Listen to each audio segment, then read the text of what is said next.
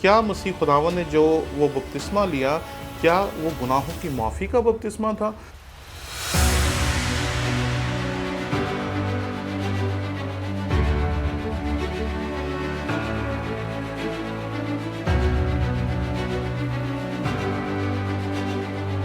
हमने आपके शौक़ की कदर करते हुए एक नया यूट्यूब चैनल शुरू किया जिसका नाम है टोनी विलियम ऑफिशियल।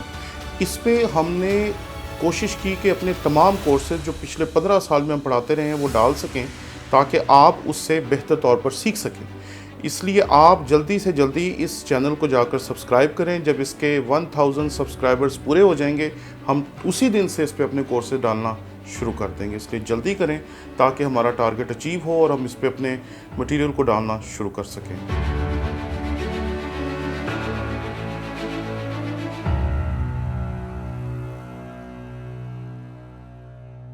मसीह यीशु के अज़ीम और जलील नाम में आपकी सलामती हो। मेरा नाम पादरी प्रोफेसर टोनी विलियम है। हाल ही में हमारे एक सब्सक्राइबर हैं मुश्ताक साहब, उन्होंने ये सवाल किया कि मसीह खुदावंद ने जो बपतिस्मा लिया वो बपतिस्मा यूहन्ना इस्तबागी का बपतिस्मा था जो दरअसल गुनाहों से मुआफ़ी और तौबा के बाद लिया जाता था।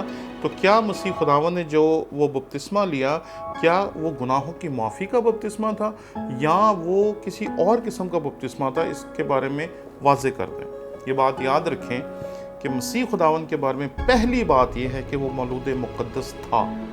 वो फितरी गुनाहों से या जो फितरत के गुनाह आलूदा होने का एक हमारे यहाँ नज़रिया है कि आदम के गुनाह का असर उसकी सारी औलाद पे हुआ, मसीह खुदावंद उस असर से पाक था, इसलिए वो पैदाइशी तौर पे गुनहगार नहीं था और मसीह खुदावंद की ज़िंदगी भी जो थी वो बेगुनाह गुजरी।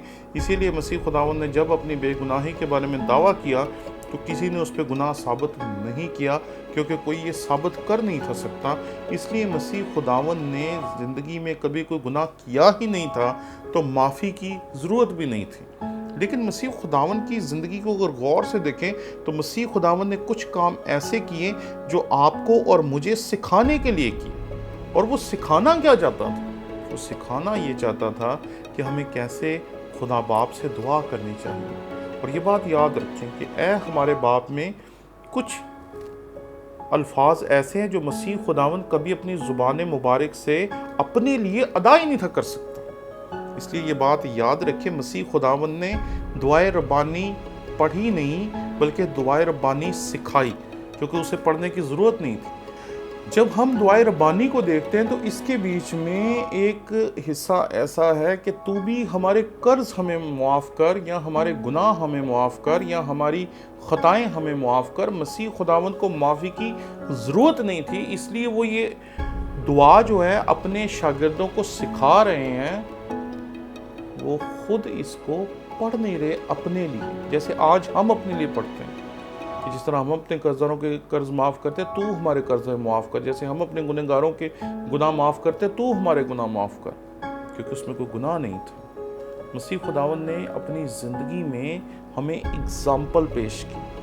उसने यूहन्ना इस्तबागी से बपतिस्मा लिया जो इस बात की अलामत थी कि वो इसको एक सैक्रामेंट बनाना चाहते थे। और जब वो अपने शागिर्दों से जुदा हो रहे थे तो उन्होंने कहा, जाओ और सब कौमों को शागिर्द बनाओ और उनको बाप, बेटे और रूह कुद्दुस के नाम में बपतिस्मा दो। तो ये दरअसल उस सैक्रामेंट की तकर्री थी कि पहली बात मसीह खुदावंद ने उस सैक्रामेंट में शमूलियत इख्तियार की और दूसरी बात मसीह खुदावंद ने उनको ये करने का हुक्म दिया। तो मसीह खुदावंद का मकसद यहाँ लोगों के सामने एक सैक्रामेंट कायम करना था।